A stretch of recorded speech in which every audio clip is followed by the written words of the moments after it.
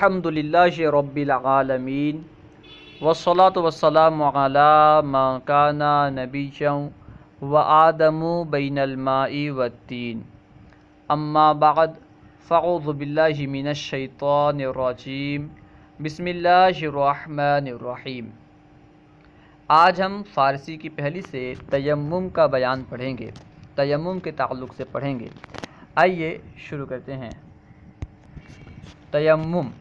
تیمم کا لغوی معنی ہے ارادہ کرنا، قصد کرنا، اور اصطلاح میں اس کا مفہوم یہ ہے کہ پانی موجود نہ ہونے کے وقت یا پانی موجود تو ہو لیکن اس پر قدرت نہ ہو، اس وقت مٹی سے جو پاکی حاصل کی جاتی ہے اسے تیمم کہتے ہیں۔ یعنی مٹی پر ہاتھ مار کر اس سے چہرے کا مسح کرتے ہیں اور دونوں ہاتھوں کا مسح کرتے ہیں، یہ تیمم کہلاتا ہے۔ جس طرح وضو کے لیے تیمم کرتے ہیں، اسی طرح غسل کے لیے بھی تیمم کرتے ہیں۔ اس کی تفصیل آپ فقہ کی کتاب میں پڑھ سکتے ہیں، ٹھیک ہے۔ اب دیکھیں ترجمہ۔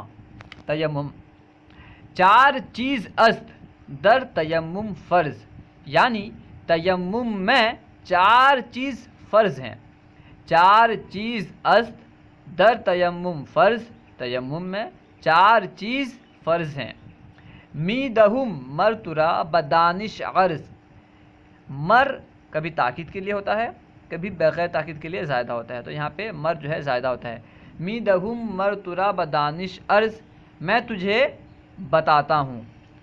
میدہم مر ترا بدانش عرض، میں تجھے بتاتا ہوں، عرض کرتا ہوں۔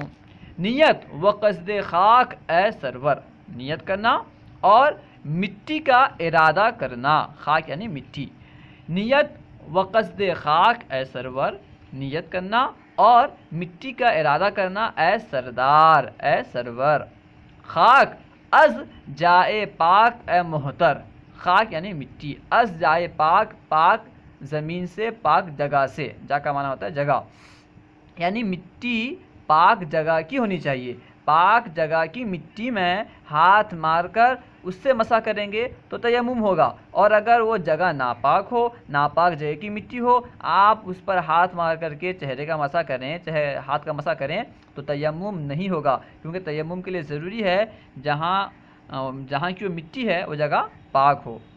اگر کوئی جگہ ایسی ہے جہاں پہ کوئی نجاست گر چکی تھی، نجاست کے گرنے کی وجہ سے وہ جگہ ناپاک ہو گئی، اور ناپاک ہونے کے بعد پھر دھوپ کی وجہ سے سوکھ گئی جگہ، تو ظاہر سی بات ہے جو زمین کا مسئلہ ہے کہ زمین سوکھ جانے سے پاک ہو جاتی ہے، اس پہ نماز پڑھ سکتے ہیں، لیکن جس زمین میں جس جگہ ایک مرتبہ نجاست گر گئی اس جگہ سے تیمم نہیں کر سکتے۔ نماز تو پڑھ سکتے ہیں، تیمم نہیں کر سکتے، نماز کا مسئلہ الگ ہے، تیمم کا مسئلہ الگ ہے۔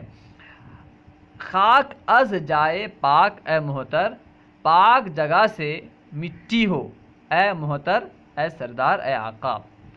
خاک از جائے پاک اے محتر، پاک جگہ سے مٹی اے آقا، اے سردار۔ نیت این است گر نمی دانی، نیت یہ ہے اگر تو نہیں جانتا، یعنی اگر تو نہیں جانتا تو نیت یہ ہے۔ نیت این است اگر نمی دانی، نیت یہ ہے اگر تو نہیں جانتا کہ نمازت مباح گردانی، کہ تیری نماز مباح ہو جائے، کہ نمازت مباح گردانی، کہ تیری نماز مباح ہو جائے، جائز ہو جائے۔ کیونکہ جب بندہ محدث ہوتا ہے، چاہے وہ حدث اکبر کے ذریعے سے ہو یا حدث اصغر، یعنی چاہے وہ بے وضو ہو یا بے غسل ہو، دونوں صورتوں میں نماز پڑھنا جائز نہیں ہوتا۔ تیمم کرے گا تو کیوں کرے گا؟ نماز کے جائز ہونے کے لیے۔ نیت این است اگر نمی دانی، نیت یہ ہے اگر تو نہیں جانتا کہ نمازت مباح گردانی، کہ تیری نماز مباح ہو جائے، جائز ہو جائے۔ چوں زدی ہر دو پنجہ را برخاک، چوں زدی جب تو مارے، زدن سے ہے زدی، جب تو مارے، ہر دو پنجہ دونوں پنجوں کو، ہر دو پنجہ را دونوں پنجوں کو کہاں مارے؟ برخاک مٹی پر۔ چوں زدی ہر دو پنجہ را برخاک، جب تو دونوں پنجوں کو خاک پر، مٹی پر مارے، پس بمالش برو کے گردی پاک، تو اسے چہرے پر مل، اسے برو پڑھنا ہے، رو کا معنی ہوتا ہے چہرہ، برو چہرے پر اسے مالش کرنا یعنی ملنا. چوں زدی ہر دو پنجہ را برخاک، جب تو دونوں پنجوں کو خاک پر یعنی مٹی پر مارے. پس بمالش برو کے گردی پاک، تو اسے چہرے پر مل کہ وہ پاک ہو جائے. کہ بمالش برو کے گردی پاک، پس اسے چہرے پر مل کہ وہ پاک ہو جائے یعنی چہرہ پاک ہو جائے. پس دیگر بار پنجہ زن در حال، پھر دوسری مرتبہ اسی طرح پنجہ مار. در حال یعنی اسی طرح. ٹھیک ہے. بس دیگر بار پنجہ زن در حال، پھر دوسری مرتبہ اسی طرح پنجہ مار. وہ ہر دو ساعد بمرفقین بمال، اور دونوں کلائیوں کو کہونیوں تک مل یعنی مسح کر. وہ ہر دو ساعد بمرفقین بمال، اور دونوں کلائیوں کو کہونیوں تک مسح کر مل. در تیمم فریضہ ای چار است، تیمم میں یہ چار فرض ہیں. در تیمم فریضہ ای چار است، تیمم میں یہ چار فرض ہیں. کہ ترا زی چہار نچار است، کہ تجھے ان چاروں سے چھٹکارا نہیں ہے. کہ ترا زی چار نچار است، کہ تجھے ان چاروں سے چھٹکارا نہیں ہے یعنی تیرے لیے یہ چار ضروری ہیں. کہ ترا زی چہار ناچار است، کہ تجھے ان چاروں سے چھٹکارا نہیں ہے، چارہ نہیں ہے. ہرچہ ناقض وضو باشد، جو کہ وضو کو توڑنے والا ہے. ہرچہ ناقض وضو باشد، جو کہ وضو کو توڑنے والا ہے. اسے وضو پڑھنا، وضو نہیں پڑھنا. ہمارے بعض لوگ، بعض طلباء وضو پڑھتے ہیں واو کے فتحہ کے ساتھ. واو کے فتحہ کے ساتھ اس کا معنی ہوتا ہے وضو کا پانی. ٹھیک ہے. تو وضو پڑھنا ہے واو کے ضمہ کے ساتھ. جو چیز وضو کو توڑنے والی ہے، ہرچہ ناقض وضو باشد، جو چیز وضو کو توڑنے والی ہے. ناقض اندر تیمم او باشد، تیمم کے اندر وہ ناقض ہے، توڑنے والی ہے. ناقض اندر تیمم او باشد، تیمم کے اندر وہ توڑنے والی ہے، ناقض ہے. یعنی جن چیزوں سے وضو ٹوٹ جاتا ہے ان چیزوں سے تیمم بھی ٹوٹ جائے گا. وہاں کے قادر شود بر آب طہور، اور اگر وہ پاک پانی پر قادر ہو جائے. طہور کا معنی ہوتا ہے ایسا پانی جو پاک بھی ہو، پاک کرنے والا بھی ہو. ٹھیک ہے. وہاں کے قادر شود بر آب طہور، اور وہ جو کہ پاک پانی پر قادر ہو، پاک کرنے والے پانی پر قادر ہو. زو شود در زما تیمم دور، تو اس سے اس زمانے میں تیمم دور ہوتا ہے. یعنی اس کا دو مفہوم ہوگا. ایک مفہوم تو یہ کہ جو بندہ پاک پانی پر قادر ہوتا ہے، تیمم اس سے اس زمانے میں، یعنی جس زمانے میں وہ پاک پانی پر قادر ہے اس زمانے میں تیمم اس سے دور ہوتا ہے، یعنی اس کے لیے تیمم کرنا جائز نہیں ہوتا. ایک معنی یہ، ایک مفہوم یہ. دوسرا مفہوم یہ کہ جو بندہ تیمم کیا ہوا ہوتا ہے، جب وہ بندہ پاک کرنے والے پانی پر قادر ہو جاتا ہے تو اسی وقت تیمم اس سے دور ہو جاتا ہے، یعنی تیمم ٹوٹ جاتا ہے. ٹھیک ہے. اور یہی مفہوم زیادہ بہتر ہے. وہاں کے قادر شود بر آب طہور، اور جو شخص کے پاک کرنے والے پانی پر قادر ہو جائے. زو شبد در زمان تیمم دور، اس سے اسی وقت تیمم دور ہو جاتا ہے. یعنی اگر کوئی بندہ تیمم کیا ہوا ہوتا ہے اور پاک کرنے والے پانی پر قادر ہو جاتا ہے تو اس سے اسی وقت تیمم دور ہو جاتا ہے. ایک مفہوم یہ، اور ایک مفہوم جیسے پہلے عرض کیا، یعنی جو بندہ تیمم پر قادر ہوتا ہے، مطلق قادر ہوتا ہے، اس کے لیے اس وقت یعنی قدرت کے زمانے میں تیمم کرنا درست نہیں ہوتا. ٹھیک ہے. ہر کے میلے زے آب دور بود، جو شخص کے پانی سے 1 میل دور ہو. ہر کے میلے زے آب دور بود، جو شخص کے پانی سے 1 میل دور ہو.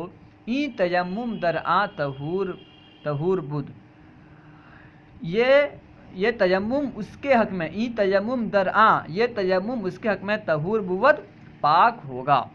ہر کے میلے از آب دور بود، جو شخص کے پانی سے 1 میل دور ہو، این تیمم در آں طہور بود، یہ تیمم اس کے حق میں پاک کرنے والا ہوگا، یہ تیمم اسے پاک کر دے گا، پاک کرنے والا ہوگا. اس کے بعد ہے ور بود آب کمتر از میلے، اور اگر ور بود، اور اگر پانی 1 میل سے کم میں ہو، ور بود آب کمتر از میلے، اور اگر پانی 1 میل سے کم میں ہو. 1 میل کس سے ترجمہ کر رہے ہیں؟ آپ کے ذہن میں سوال آتا ہوگا کہ ایک ترجمہ کس سے کر رہے ہیں، کیونکہ میلے جو ہے یہ نکرہ ہے. آپ جانتے ہیں نکرہ کا ترجمہ ایک یا کوئی کرتے ہیں، جیسے رجل عربی میں کہتے ہیں تو معنی کیا ہے، ایک مرد یا کوئی مرد. اسی طرح میلے 1 میل یا کوئی میل، یہاں پہ 1 میل ترجمہ کریں گے. ور بود آب کمتر از میلے، اگر پانی 1 میل سے کم میں ہو، نیست در ناروش قیلے، نیست یعنی نہیں ہے، در ناروش یعنی اس کے ناروا ہونے میں، نیست در ناروائش قیلے، اس کے ناروا ہونے میں، اس کے جائز نہ ہونے میں. ناروا کا معنی کیا کرنا ہے؟ جائز نہ ہونا. ٹھیک ہے، اس کے جائز نہ ہونے میں کوئی کلام نہیں، کوئی قیل و قال نہیں. ور بود آب کمتر از میلے، اگر پانی 1 میل سے کم میں ہو، نیست در ناروائش قیلے، تو اس کے ناجائز ہونے میں کوئی کلام نہیں. اب میل کسے کہتے ہیں بیان کر رہے ہیں. میل در شرع ثلث فرسنگ است، میل شرع میں، میل شریعت میں 1/3 فرسنگ ہے. میل در شرع ثلث فرسنگ است، شریعت میں میل 1/3 فرسنگ ہے. گر ترا دانش است و فرہنگ است، اگر تجھے عقل و ادب ہے، تجھے اگر علم و ادب ہے. دانش کے اور فرہنگ کا معنی ہوتا ہے ادب، علم، سمجھ، اس معنی میں استعمال ہوتا ہے. گر ترا دانش است وہ فہنگ است، اگر تجھے علم و ادب ہے، اگر تجھے علم و فہم ہے. ٹھیک ہے، عقل و فہم ہے. گر ترا دانش است و فرہنگ است، اگر تجھے عقل و فہم ہے. ثلث فرسنگ ہست 4000. اب ثلث فرسنگ یعنی 1/3 فرسنگ سے مراد کیا اسے بیان کر رہے ہیں. ثلث فرسنگ ہست 4000 از قدم ہائے اشتور رہوار، یعنی 1/3 فرسنگ تیز چلنے والے اونٹ کے 4000 قدموں سے ہے. ثلث فرسنگ ہست 4000 از قدم ہائے اشتور رہوار، یعنی 1/3 فرسنگ تیز چلنے والے اونٹ کے قدموں میں سے 4000 قدم ہے. ٹھیک ہے، 1/3 فرسنگ تیز چلنے والے اشتور ہموار، پہلے اس کا ترجمہ کرنا ہے. 1/3 فرسنگ تیز چلنے والے اونٹ کے قدموں میں سے 4000 قدم ہے، یعنی اس کے قدم کے مطابق 4000 قدم ہے. اللہ و رسولہ اعلم.